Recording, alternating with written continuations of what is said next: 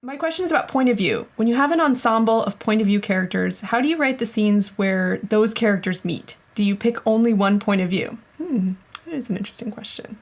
It is an interesting question. And I'm just going to go out and say that with writing, there are rules, and for every rule, there is someone that has broken the rule, and Absolutely. we all marvel at their genius. So take things like this with a little bit of a grain of salt. And if you're inspired to do something in a different way, then like try it and see what happens. What's the worst that could happen? That said, for me, I have always, yes, if I have multiple characters and this is a meeting of characters, I always pick one character to tell that from. Alternatives would be that you could have a scene in which you're kind of head hopping and bouncing around from perspective to perspective, which can be done, but incredibly difficult to do well. It kind of just starts to feel messy for the reader if you don't handle it like really, really gracefully. So I've never tried it, to be perfectly honest. I've stayed away from that.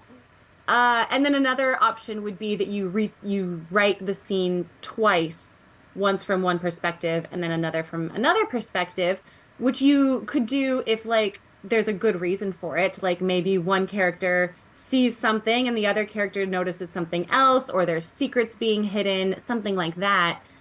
However, again, you have to handle it pretty carefully, otherwise it's gonna feel very repetitive to the reader.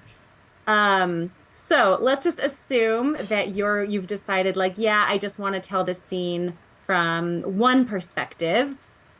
Then the question is, well, who gets to be the lucky character? And for me, and I didn't come up with this, I don't know where I heard it, but I think I've heard it a number of times before.